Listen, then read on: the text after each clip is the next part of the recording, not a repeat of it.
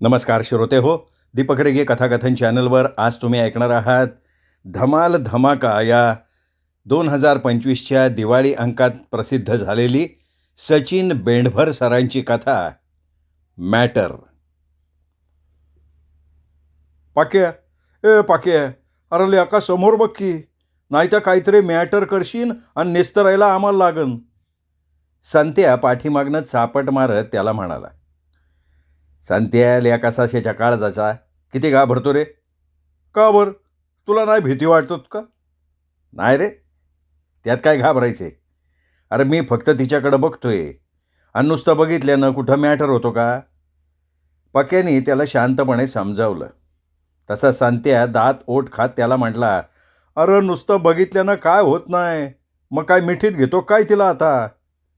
अरे तशी वेळ आली तर स्वर्गच मिळाला म्हणायचा ना. अरे पण तुझ्या स्वर्गापाय आम्ही नरकात जाऊ त्याचं काय? म्हणजे मित्रासाठी तेवढं पण करता येत नाही वे? अरे वा वा वा, म्हणजे तू घ्यायचा माझा आणि कुटायला आम्हाला लावायचो आहे? हा कुठला न्याय भाऊ? बरं नको करू बाबा आमच्यासाठी काय, पण आता ग बस. वा वा, ग बस म्हणे. अरे गावात बघितलं नाही का?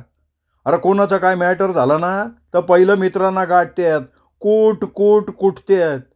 त्या दोघांचा राग बिचारे त्यांच्या मित्रावर निघतो. तसा आमचा बळी नको जायला म्हणून, बाकी काय नाही बाबा. संत्या तू ना मित्राच्या नावाला कलंक आहे. अरे अशा कामात मित्र कामाला नाही येणार, मग कधी येणार रे? सिनेमात तू नाही बघितलं का? किती धुतलं तरी त्या पोराने मित्राचा पत्ता नाही सांगितला. तुला त्याला का दोन बांबू बसले तर लगी कोकलशीन. म्हणून म्हणतोय मॅटर काढायच्या आत तुझे लाईन स्टॉप कर, नाही तर लय अवघड होईल. संत्या पक्याला समजवत होता, पण तो काय ऐकायच्या मनस्थितीतच नव्हता. कामिनीच्या रूपाने त्याला मोहित करून टाकलं होतं. त्याची नजर काही केल्या तिच्यावरनं हटत नव्हती. शेवटी बेल झाली आणि तो भानावर आला. ते बघून संत्यानं समाधानाचा सुस्कारा सोडला. कॉलेजच्या कॅन्टीनमध्ये आल्यावर पाक्यांनी सगळ्यांना चहा सांगितला. मग चहा घेत घेत घेत सगळ्यांच्या गप्पा सुरू झाल्या. मला वाटलं होतं पाक्या थोडं शहाणा असन, म्हणलं फेल केस आहे राव. त्याला कामिनीच्या पुढं काय दिसतच नाही. अरे कसं दिसन, कामिनी हायच की तेवढी देखणी. तिच्या पुढं चांगले चांगले ना याड लागन. पाक्या की झाडकी पत्ती फिर. मह्यानं आपलं मत मांडत त्याला अप्रत्यक्ष पाठिंबाच दिला. तसा संत्या त्याला समजवत बोलला, अरे अशा छोट्या छोट्या गोष्टींमधनं मोठा मॅटर होतो, त्यामुळं अशा लहान सहान गोष्टीकडं दुर्लक्ष नाही करू. तसा रुपया त्याच्यावर भडाकला. भेत्रे भागोबाय, दम नसन तर उद्यापासून यायचं नाही हा कॉलेजला तू. बस घरी भाकऱ्यात आपण. तुला नसन साथ द्यायची तर देऊ नको. आम्ही हाय सगळे पाकायचे बरोबर. अरे तुमच्या याच एका गोष्टीमुळं एक दिवस लय मोठा मॅटर घडल ना, तेव्हा तुम्हाला माझं म्हणणं पटन, नक्की सांगतो मी. मला अंगाव की घेऊ की शिंगाव, आपण काय घाबरतो काय? मह्या मिशीला पीळ देत बोलला. आता असं बोलल्यावर काय बोलणार आम्ही तरी? आपलं चांगलं सांगायचं काम होतं, पण ते तुम्हाला पटतच नसेल तर उपयोगच काय? अय लवगुरू, तुमची भविष्यवाणी आता बंद कर, असं म्हणत मह्याने त्याला तिथेच थांबवलं. परदेशी सरांचं लेक्चर चालू होतं. पक्यानी मोबाईल काढला, गेम खेळायला सुरुवात केली. सरांना दिसणार नाही अशा पद्धतीनं बेंचच्या आड मोबाईल पकडला, पण त्यामुळे आजूबाजूच्या मुलांचं लक्ष विचलित व्हायला लागलं. सरांना संशय येताच त्यांनी त्याचा मोबाईल जप्त केला. हे असले उद्योग करायला कॉलेजमध्ये येतं का? सर त्याच्यावर खेकसले. सॉरी सॉरी सर, मान खाली घालून पाक्यानं उत्तर दिलं. हे सॉरी बिरी माझ्याकडे चालणार नाही. उद्या तुझ्या पालकांना घेऊन यायचं आणि मोबाईल घेऊन जायचा, ओके? पालकांना घेऊन यायचं म्हटल्यावर पाक्याची गाळण उडाली. पाक्याचा बाप एक नंबरचा बेवडा. दारू पिऊन आल्यावर तो कोणावर तरी आपला राग काढायचाच. बहुतेक वेळा पाक्याची आई त्याच्या तावडीत सापडायची, तो तिची चटणी करून टाकायचा. ते सगळं पाक्याने उघड्या डोळ्यांनी बघितलेलं होतं. आता तिच्या जागेवर स्वतःला इमॅजिन केल्यावर त्याच्या अंगाचा थरकाप उडाला. हे प्रकरण इथेच मिटवून टाकावं या उद्देशानं तो सरांना हात जोडत म्हणाला, अहो सर, माझं चुकलं म्हणलं ना, मला माफ करा सर, यापुढं माझ्याकडनं अशी नाही चूक होणार हो. ते काही चालणार नाही, माझा निर्णय ठाम आहे. तू तुझ्या पालकांना घेऊन उद्या यायचं म्हणजे यायचं. अहो सर, माझा बाप मला लय मारल हो. त्याच्यापर्यंत ही बातमी नका जाऊ देऊ. सर, तुम्ही जे म्हणाल ते करायला तयार आहे, पण प्लीज प्लीज सर, माझ्या बापाला आणायला नका सांगू. हे बघा, तुम्हाला माहिती आहे की माझा निर्णय मी कधीही बदलत नाही, त्यामुळे तुम्ही व्यर्थ प्रयत्न करू नका. असं म्हणून सर वर्गातनं निघूनही गेले. सर गेले तरी वर्गात सामसूम पसरली होती. पक्याभोवती एव्हाना सगळेजण गोळा झाले होते. संत्याजवळ येत म्हणाला, काय पाके, आता बसलं का नाही बुच? सांगत होतो ना मी. हां, मी सांगत होतो त्या टायमाला माझं बोलणं कडू लागायचं. आता कसं गाढा वांगाव चढवून घेतलं का नाही? तसा मह्या त्याच्यावर खेक असला. आईला तू खरा मित्र आहे का रे? हां, त्याच्यावर एवढं संकट ओढवलंय आणि तू त्याला दोष देतोय. त्याला धीर द्यायचं सोडून त्यालाच नावं ठेवतोय. तुला काय मित्र तरी म्हणता येतंय का? तसा संत्या वरमला आणि म्हणाला, अरे तसं नाही, पण मित्र म्हणून मी त्याला चांगलं सांगत होतो का नाही? त्याचं वाईट व्हावं असं मला कधीतरी वाटन का? मग मित्र असा असतो का तुझ्यासारखा? तसा मध्येच रुपया बोलला, अरे तुमचे भांडणं जरा थांबवा की. पाक्याला यातनं बाहेर कसा काढायचा त्याचा विचार करा. परदेशी सर तर काय ऐकायला तयार नाही राव. आपण असं केलं तर काय करायचं सांग? रुपया मोठ्या आशेनं मह्याकडे बघत म्हणाला, आपण सगळे मिळून परदेशी सारा नवीन करू, कदाचित तयार होतील ते. मह्यानं आपली कल्पना सांगितल्यावर रुपया सगळ्यांना म्हणाला, या बघा माया बोलला ते खरं आहे. आपण सगळेजण मिळून गेलो ना, सर नक्की तयार होतील मोबाईल द्यायला. आपण विनंती करू. पत्तर दिले, पिघला तो पिघला, क्या काय आले. ट्राय करायला काय हरकत नाही, मॅटर तिथं क्लोज होऊन जाईन बघा.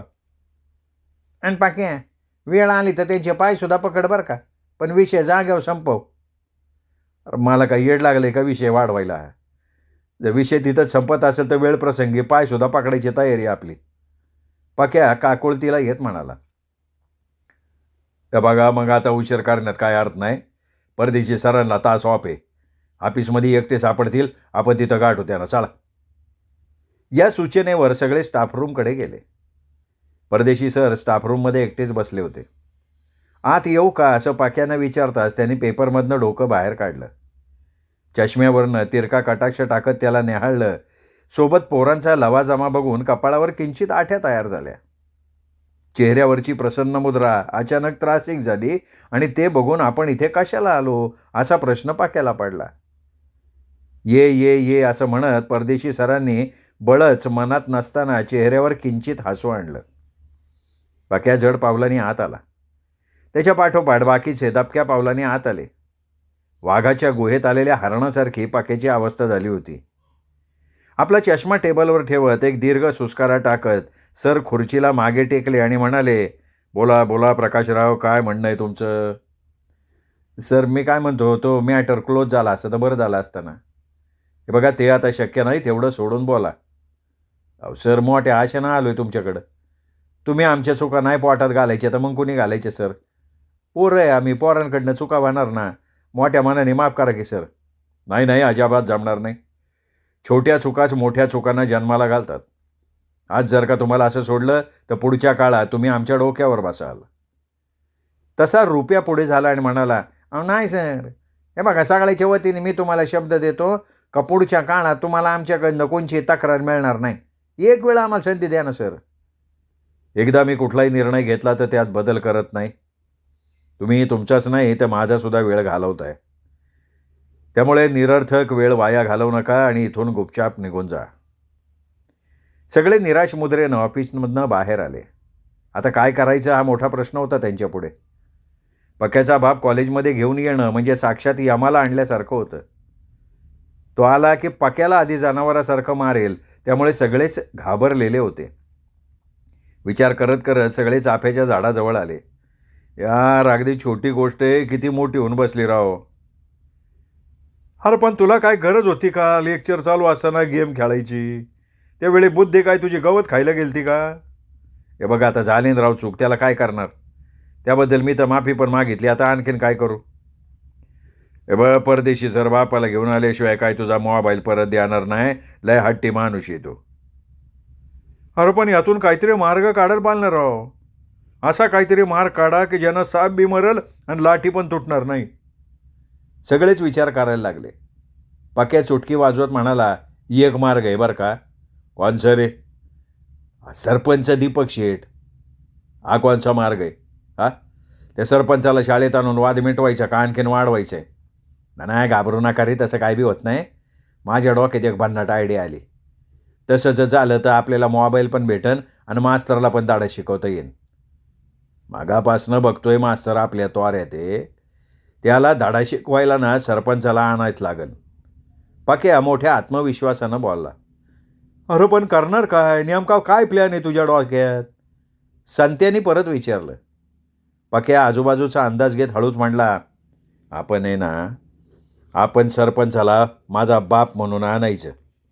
त्याला सांगायचं, म्हणावं या परदेशीची चांगली आहे माय काढ. परत परदेशीने आपला नादच नाही करायला पाहिजे कधी.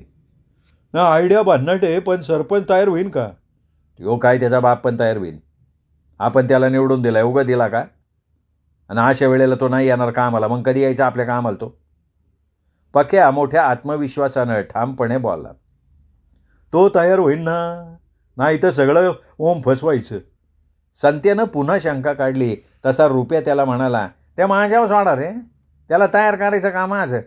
नाही त्या मास्तरची उद्या खरडपट्टी निघाली ना, नाव नाही सांगणार मी.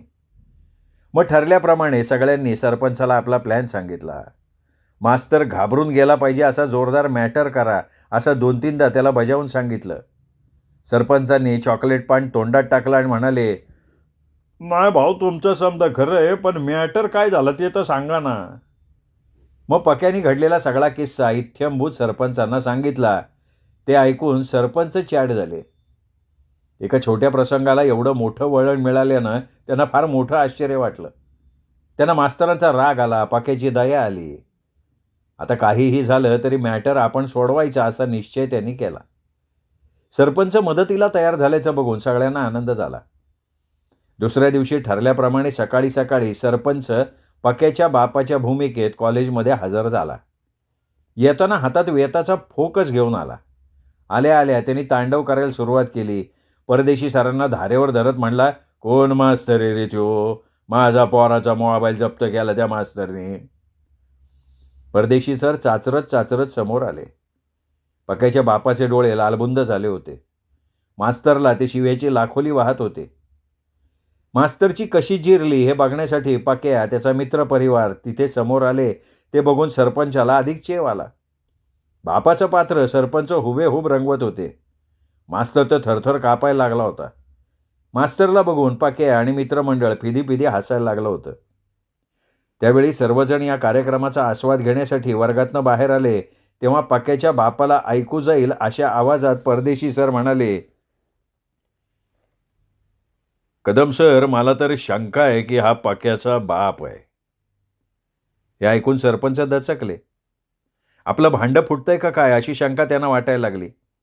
मास्तरला नेमका काय डाऊट आला यासाठी ते कान देऊन जाणून घ्यायला लागले.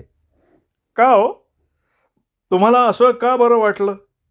कदम सरांनी त्यांना ऐकू जाईल या आवाजात प्रश्न विचारला.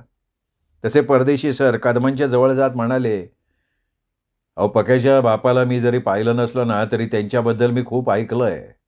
काय ऐकलंय? अहो, असा मॅटर ऐकून त्यांनी वेताच्या काठीनं पहिल्या पोराच्या लावण्या हाणल्या असत्या. हे ऐकताच सरपंचांनी गर्दीतनं पाक्याला ओढला आणि हातातल्या काठीनं त्याच्या पोटऱ्या निब्बार करून टाकल्या. आता आपल्याला पाक्याचा ओरिजिनल बाप मानतील या आशेने त्यांनी मास्तरांकडे कान दिले आणि ते काय बोलतात याकडे लक्ष केंद्रित केलं. बघा बघा बघा परदेशी सर, अहो हाच पाक्याचा बाप आहे. आणल्या का नाही पोराच्या लावण्या? हे खरं आहे, पण मला अजून एक शंका आहे. आता कोणती शंका? नाही, पाक्याला मारलं त्यांनी ते ठीक आहे, पण त्याच्या मित्रांना काय त्याच्या वडिलांनी असंच सोडलं असतं का? त्यांना पण त्याच्यासारखं फोडलंच असतं ना. म्हणून मला वाटतंय की हा कोणीतरी दुसराच बहुरूपी आहे. हे ऐकून गंमत बघत उभ्या असलेल्या पाक्याच्या मित्रांना सरपंचांनी आत ओढलं. त्यांनाही जबरदस्त चोप दिला. पाक्या, त्याचे मित्र वेदनेनं विव्हळत होते.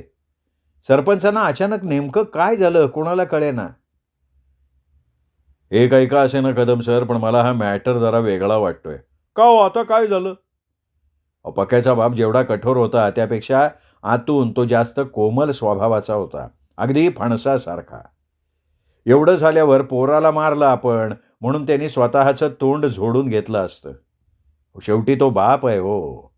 बापाचं काळीज तुम्हाला माहिती आहे ना. हे ऐकलं आणि सरपंचांनी स्वतःचं तोंड झोडून घ्यायला सुरुवात केली. ठरवलं होतं काय आणि होतंय काय हे बघून पाके आणि त्याची मित्रमंडळी अचंबित झाली होती.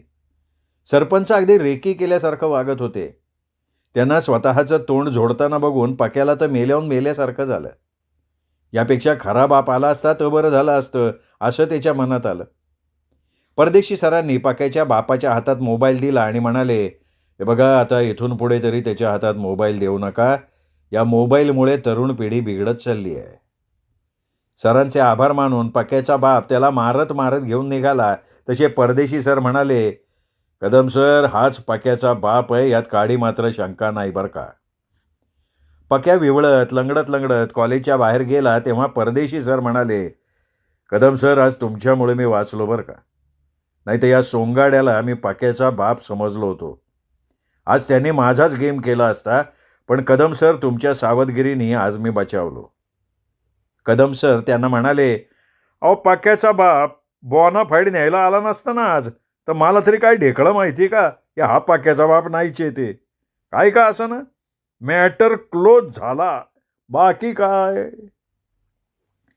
श्रोते हो, तुम्ही ऐकत होतात सचिन बेंडभर सरांची कथा मॅटर.